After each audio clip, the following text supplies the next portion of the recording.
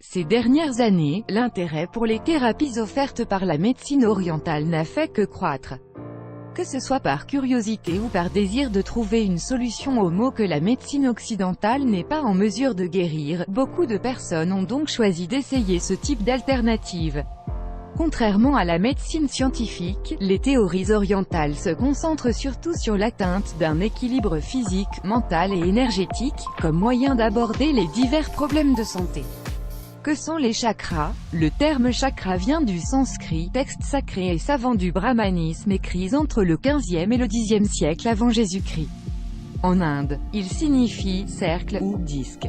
Selon l'hindouisme, les chakras sont 7 centres énergétiques situés dans différentes parties du corps humain.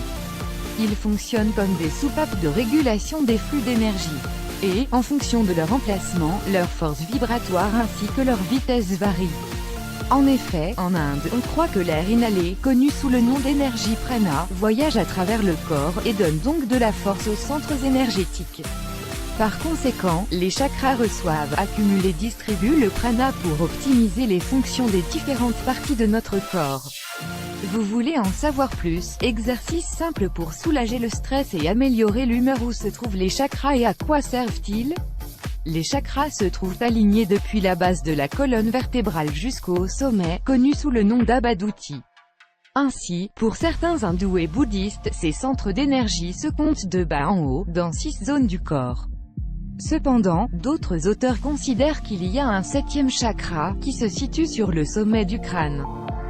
1. Muladhara ou chakra racine. Il se situe entre l'anus et les parties génitales. Il se connecte aux glandes corticostéroïdes. Sa couleur de rattachement est le rouge et son élément est la terre. Il est bloqué par la peur.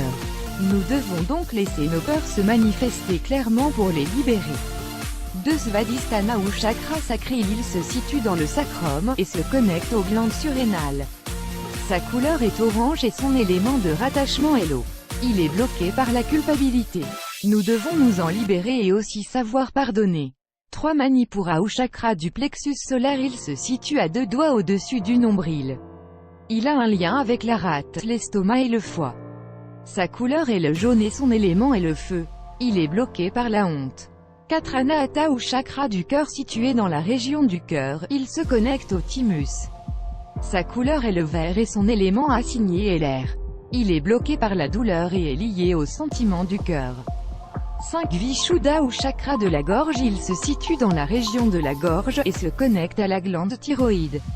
La couleur correspondante est le bleu et son élément est l'éther. Il est lié à la communication. 6. Ajna ou chakra du 3e œil. Il se situe entre les 2 yeux. Il a un lien avec la glande pituitaire. Sa couleur correspondante est le violet. Il est associé à l'intuition et au goût. Il est bloqué par l'illusion. 7. Sahasrara ou chakra du sommet de la tête. Il se situe sur le sommet de la tête. Il se connecte à la glande hypophyse, le centre et la connexion à l'énergie cosmique. Sa couleur correspondante est violet ou indigo. Il est bloqué par des liens sociaux. Lisez aussi 8 conseils pour prendre de meilleures décisions. Pourquoi est-il important de nettoyer ces chakras? Les chakras se connectent à nos pensées, nos sentiments et nos habitudes. Lorsque nous atteignons un équilibre avec ceux-ci, notre énergie vitale est renforcée et nous jouissons d'un fort sentiment de bien-être physique et mental. Si nos sentiments ou nos modes de vie ne sont pas sains, les chakras commencent à se détériorer et il se produit un déséquilibre dans notre état mental, notre santé et nos relations.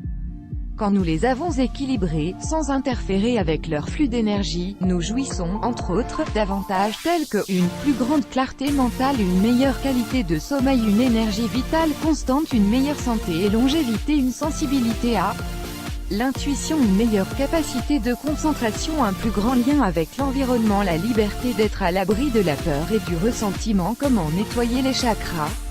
Aujourd'hui, il existe plusieurs méthodes thérapeutiques pour équilibrer l'activité des chakras. Certains parmi les plus populaires sont la méditation et le yoga, les bains avec des pierres en relation avec les chakras, les exercices de respiration profonde. Ceux qui se sentent incapables d'équilibrer leurs chakras par eux-mêmes peuvent pratiquer la méditation quotidiennement ou se rendre dans des centres spécialisés.